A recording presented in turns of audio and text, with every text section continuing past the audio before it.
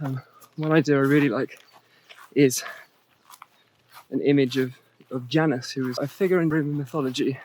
He has a face on either side because he's looking in both directions.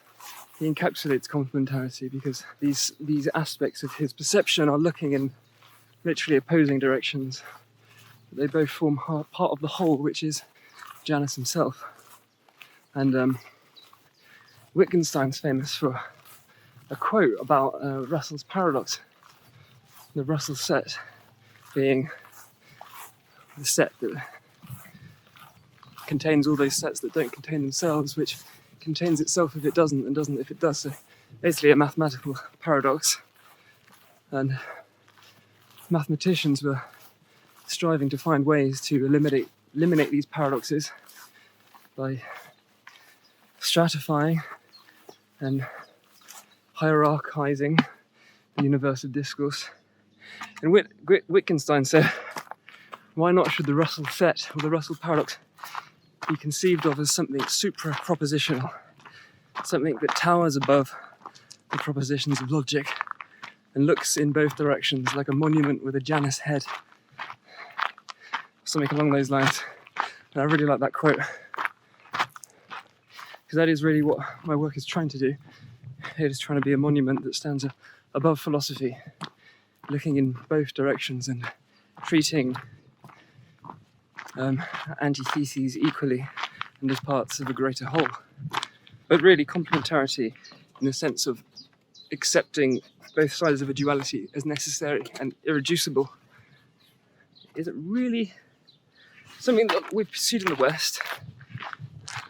This is a topic that I discuss in the book. In the West, I believe we're working under a pretense of monotheism, which essentially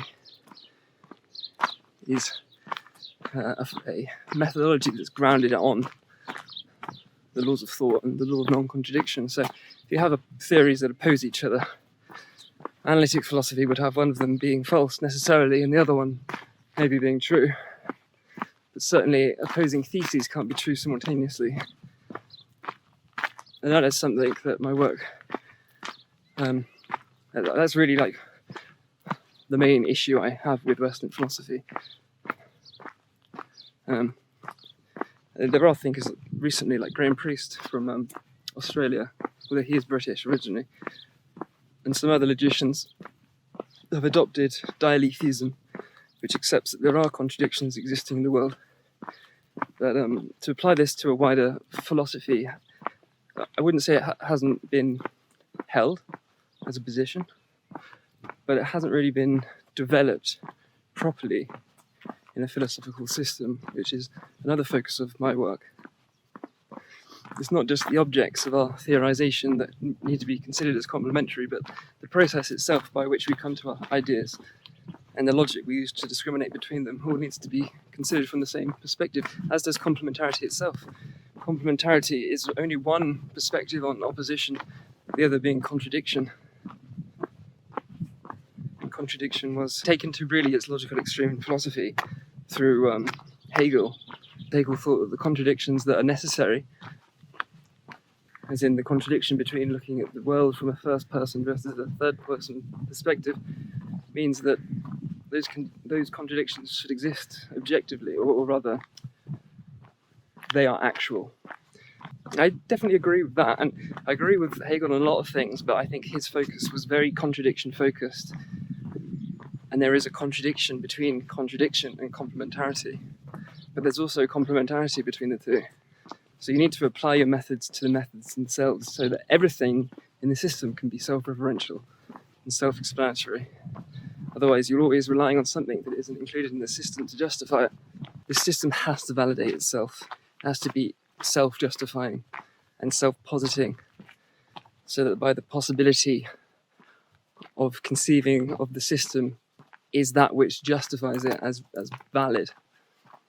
If you can't have those two things aligning together, it will never be analytic. It will always be an intuition that you cannot know for sure. So it's this self-referential. Self-reference is really the core of the book. Everything revolves around self-reference and complementarity and the interaction between those two ideas. And I've been talking a lot about philosophy this time. I didn't expect to do so. it's good to practice, because someone might ask me something about this one day who's a lot smarter than me, and I don't want to be caught off guard, because I'm not a philosopher, I'm just pretending to be one. That's the secret that we need to keep secret. I'm just a random guy that had an idea or an experience come to him and is trying to work out a way to get people to listen to him by pretending to know about philosophy. And of course, by pretending, you actually do learn stuff, but that doesn't make me a philosopher.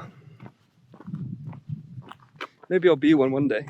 But yeah, I don't think I'll go on too much longer about something else. Try and keep the topics fairly straightforward. But if I keep doing these videos, keep talking to myself like a madman in the lanes of southwest of England, maybe I'll get good at it, and maybe one day I can get away with being a philosopher. I'm not really being serious when I say that, because I don't even want that. If I could have it my way, I'd write this book and dip. Here you go. Here's the solution. Speak to you later. I can't do that, of course. That's what I'd like to do. But I have to do what I can to convince some people that it's not just a load of shit. Which it isn't. I promise. Trust me.